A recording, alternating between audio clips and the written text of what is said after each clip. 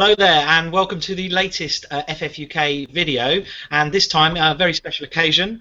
We have with us the current champion, the FFUK champion, last season's league winner, Paul Baker. So I'm going to ask him a few questions and hopefully find out a few pearls of wisdom from him as we all are assembling our teams at the moment. So, hello, Paul. Hello, Chris. Hope you're all well.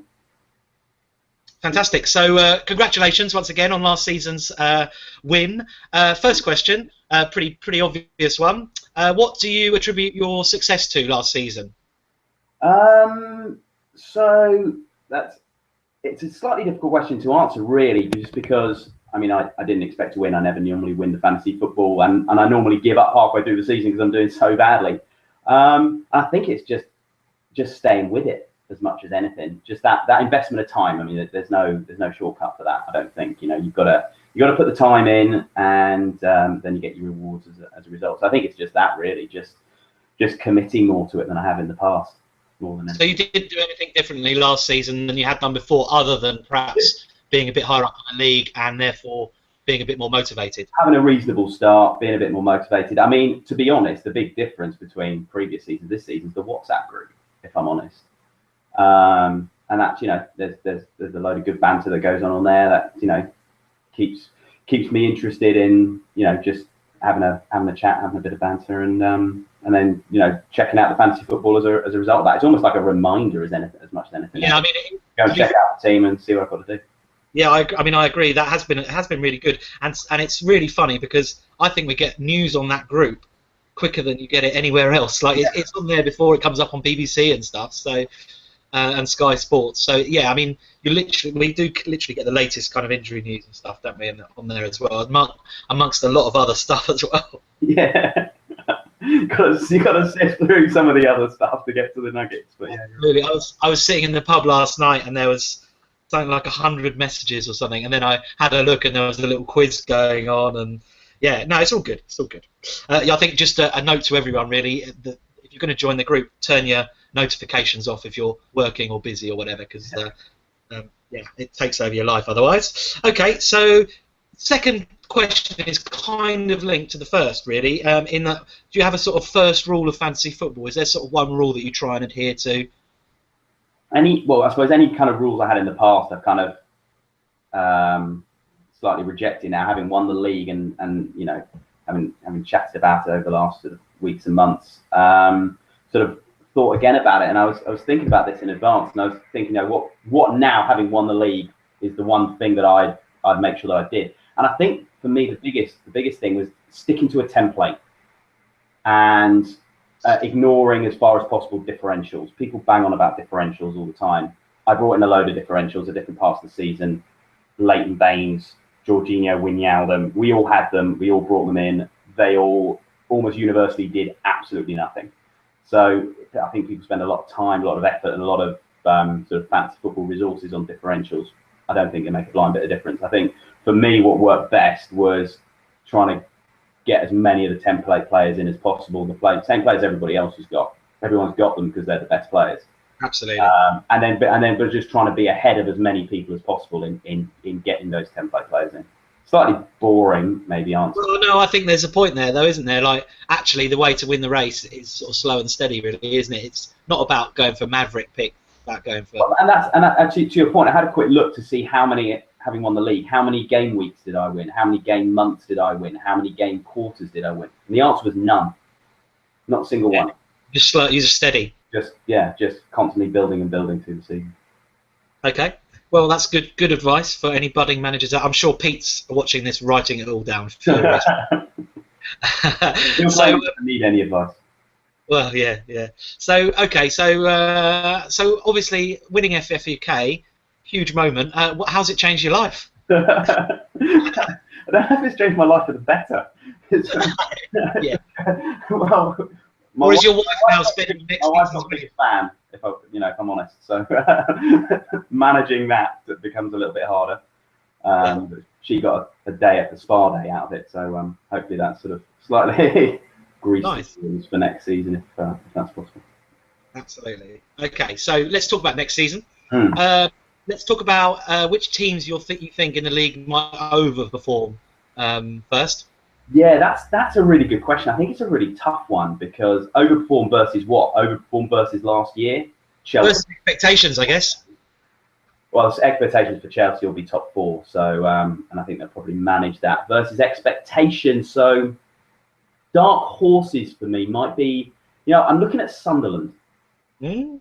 They've got some decent players there, and Moyes is a good manager. He's proven Premier League experience. And I just fancy Sunderland might do a little bit more than we think. Will they challenge for like Europa League? No, but mid-table maybe, and therefore we might get some really good value for some quite cheap players out of Sunderland. Okay. So you've got Defoe in your team then, have you?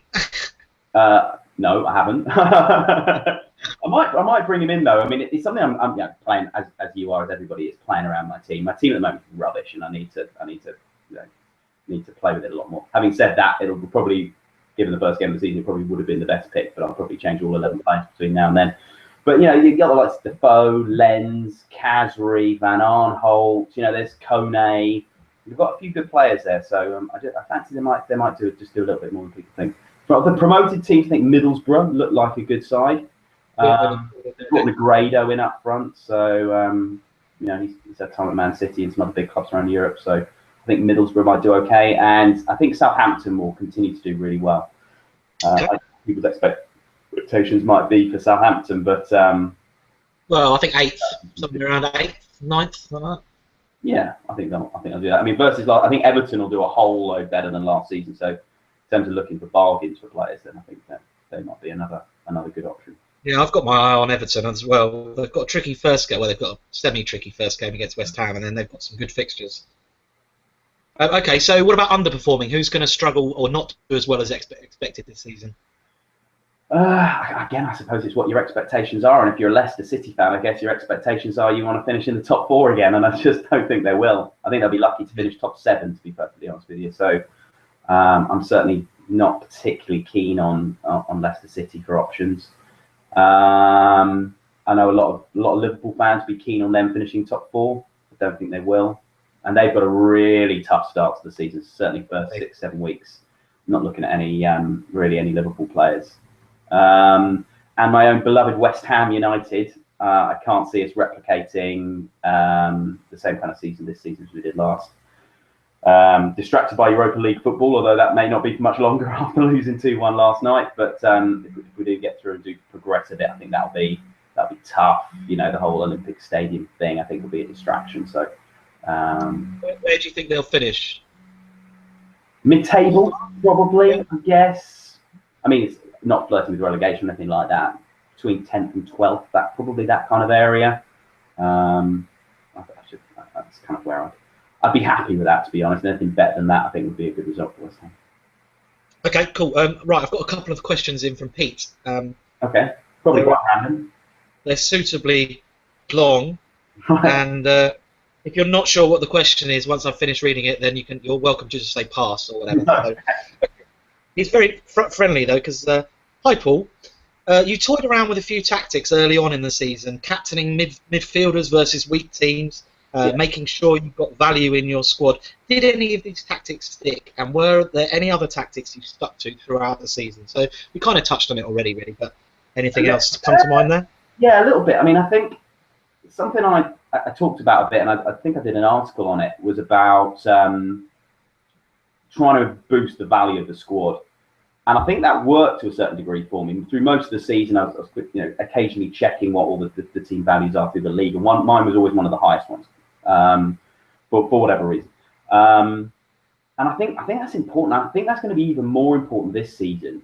It looks to me like it's going to be hard. There's going to be fewer of those. Who knows? It looks to me like there's going to be fewer of those lower value players who are really going to put, your Mahrez's, your Ali's, your Payets. I think it's going to be the more value you can get into your team, the more of those big name players you can get in. I think could be a really big differentiator between successful teams and less successful teams this year.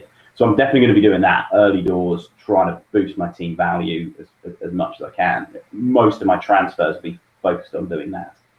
Yeah, I mean, The last season was strange in that you didn't actually need all your money half the time.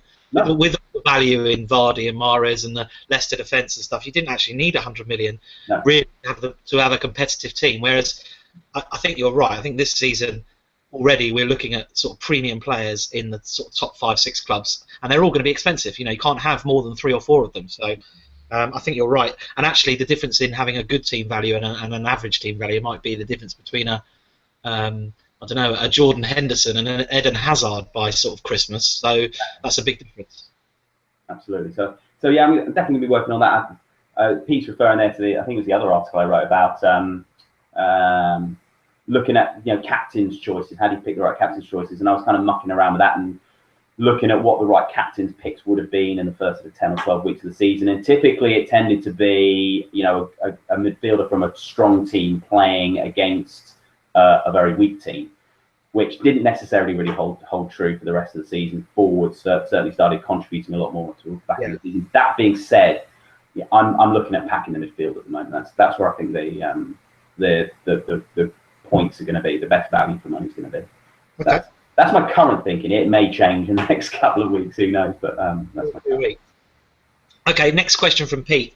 And then we've just got a couple more after that from me. So, okay, Pete says, following up, he says, although you were always up there, in and around the top spot, you didn't clinch it until penultimate game week 37. This game week 37 was a crucial double game week, and the week you gained points on both Blakey and Leicester in second and third. Did you have a particular strategy for the double, or was the Defoe triple luck or genius? The Defoe triple was luck. Right, triple. It was a punt that came off. I mean, it was a punt. He was playing well at that point. For me, he was a pretty obvious triple captain opportunity. There's a couple of things around that question worth touching on, I guess. I benefited from having used my wild card really early in the second half. I didn't have my wild card left, those double game weeks at the end of the season. I did, and that nearly killed me. You know what? Loads of people were like, oh, look, these double game weeks coming up. Or isn't this exciting? Let's bring in loads of Liverpool players who had 2 double game weeks, Everton players who had 2 double game weeks, Crystal Palace players who had 2 double game weeks. Yeah, I remember. I think the lesson is you stick with form players because 2 times crap all is still crap all. So that sounds like Pete's new team name. Cool. So, okay, well that's good. I benefited from not having a wild card. I couldn't make that many changes. Yeah, I brought in as many double game week players as I could, but I mean, how many players dropped Gylfi Sigurdsson for the last few weeks of the season for a Roberto Firmino or a Philippe Coutinho or Ross Barkley or someone like that, or Yannick Bolasie, somebody who did absolutely nothing against Sigurdsson, who kept scoring points. Yeah, only once a week, but he's getting 6 or 9 points against Barkley getting 4 from two games. You still want Sigurdsson. How many people dropped Vardy for a Lukaku or someone like that in the last game? He's kept scoring almost every single week through to the end of the season. So yeah, I mean, we had Klopp resting the whole of the first 11 as well. If you remember those doubles, you never knew who was going to play from one week to the next. So the lesson for me is don't get too hung up on players in double game weeks. And then so that then links to the chips and when to use them. Clearly, game the triple captain makes perfect. You've got to say the triple captain for the double game. Absolutely right. But bench boost, a lot of people are looking. I've still got my bench boost left. Let me get in as many double game weeks as I can to maximize my bench boost. That doesn't work for me. I think that proved to be a bad tactic. I think your bench boost. When would you use it then? I think you just use that when you look at your bench and you think, you know what? I wish I was playing 2 or 3 of these players. I wish I could get them in my team, but I can't because I want to play these guys. If you think back through the season, how many times did you leave 10 points, 20 points, 30 points, even sometimes 40 points, James Page-Jackson on your bench? It happens. So I think if you look at your bench and you think, I'd like to play 2 or 3 of these, that's the time to use your bench boost. Don't save them for a double game week because you don't want 12 or 13 or 14 double game weeks in your team because we proved last season that you don't want that. You want the form players. Well, you're lumbered with them the following week. It's all right if it was just for that week and you're just playing for a game week score, for example, at the end of the season, then I think actually it's a viable tactic. But if you're trying to win the league or get top 10 or whatever, what I did was I weakened my team for the last week by making it stronger the week before, and I don't think it averaged out. In hindsight, I'd have been better to play it a little bit more safe, I think. Yeah. Right. Okay. Cool. So a couple more questions. So obviously next season you sort of looked at your team and you started to put a team together. Yeah. Most people, their first port of call is Sergio Aguero, for obvious reasons. Yeah. Best player in the league. Pretty much most people would agree he's the best player in the league. He's certainly the most devastating. So so Aguero, if Aguero's number one, is Aguero in your team first of all? No, not at the moment. 13 million, I think he's too expensive. I don't think he did that well last season. I was actually disappointed with Aguero. Okay. He got that 5 goals. He didn't do very well. He was level top scorer, or 1 goal behind the top scorer. Yeah, but you want more than that from a 13 million player, don't you? Okay, so that changes the question then. Who's the first player in your team? When you sort of looked at it and you saw the prices and you thought, right, he's in. I'm not changing him. I'm building the team around him. The first player in, when I looked at my team, the first player I said, I'm not building the team around him, but the first player in was Luke Shaw. Interesting. Okay. And I think Man United will do well this season. They're my tip to win the title. And he was awesome until he got injured last season. He was guaranteed in everybody's team. He was in the template, no question.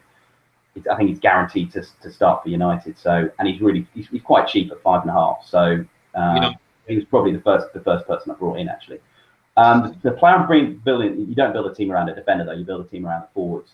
So I've sort of been splitting around a few of the. It's going to be a midfielder for me. So I haven't got Aguero, and the reason I haven't got Aguero is because I've got De Bruyne. Right. So for me, it's him. Back to the point I made earlier about focusing more on the midfield and the attack. I think the points are for Man City. The points with De Bruyne, not with Aguero. So at the moment, that's where it is. But I've got Hazard in as well. So. Yeah, I mean, if you don't put Aguero in, it's banked there already. But it's just when Aguero goes and scores 4 goals in a game, you have to rip up the rulebook, don't you? Then and get him in. So. I've got Ibrahimovic in as well. Okay, interesting. So Pete's point in his article, I think trying to get both of them in, I think is crazy. I think you're picking one or the other. The moment Ibrahimovic, you save $1.5 million on it. Okay, so the next question, you might have just said the answer. So, the best Premier League transfer so far. Who do you think it is? That's a good question. I've not been that excited. I've got to say by the transfers so far this season. Probably, you know what it probably is. It's probably Kante. Not from a fantasy football perspective. From who's made the best transfer so far this season? It's Chelsea signing Kante because he's awesome, and that's. I think that gives Chelsea a shot at the title. Kante in. I agree. Well, it gives us top 4, I think, probably. Yeah. Which is important. Yeah. Okay. So, I agree with you there. I think Ibrahimovic is the one that everyone is looking at, to see what happens. He's certainly the maybe the most exciting transfer so far. Okay, cool. So, last question. Yeah. Last season we had Mahrez. He was somewhat of a hidden gem. He was in every team after about 6 weeks, I guess, and he was by far the best player in the league last season. He was Payet. Well, yeah, but you're a bit biased there, Paul. Payet was good for 2/3 of the season. Mahrez was good for all of it, I think. And he also scored way more goals, way more assists than Payet. So who do we think? And also Payet was more expensive. But who do we think this season is perhaps a hidden gem that you've earmarked in your team, and you don't mind sharing with the community? My honest answer is I haven't got a Scooby about that. You look down the list, it's just such a difficult case to make for anybody. That honestly, at the moment, I mean, I've got Capoue from Watford in my team, and I've roundly derided on WhatsApp, even from Watford fans, for that. Fantasy Football Scout picked him out, so I put him in. It's as good a reason as any. You've got to have a couple of budget players in there going to warm the bench for the first few weeks. I'd probably go back to. I think as I'm looking for those kind of hidden gems, I think I'm looking for the teams that I think are hidden gems first. Find the players going to play regularly, who are the standout players for those teams, and then that's. So I'm looking at Middlesbrough and Negredo. I'm looking at Sunderland and Casri and Lens. Southampton maybe and Stephen Davis, those kind of players probably. Start with the teams and then pick the players within them. Maybe a Jordan Ive at Bournemouth perhaps. I think Bournemouth will probably do again better than expectations as well. He's well priced, isn't he? He's 5.5, I think. Yeah, so budget play, you can get him in. Oh, Andros Townsend. I don't know if he sort of counts really, but I think Andros Townsend at 6.5 is really good value. Palace have got a pretty friendly start to the season. All in all, I think he looked good at the end of the last season for Newcastle. Should have been in the England squad. I think he'll do well in Palace. Let's not talk about that. Okay, brilliant. So, well, I think that's all the questions. Hopefully, that's given some of the guys who are putting together their teams at the moment some ideas. If not, it's maybe giving you a few players to avoid or whatever. So, thank you. A load of red herrings as well. Yeah, exactly. So thanks, Paul, for your time. Yeah, and obviously you are the man to beat this season, and everyone knows now the face for the name. So yeah, I'm sure people will be looking at your team with interest on August the 13th. Nice. Thanks, Chris. Good to catch up again. Good to talk fantasy football. Always a pleasure. Cheers, mate. Okay, see you soon. See you soon. Bye now, everyone. Bye Bye now.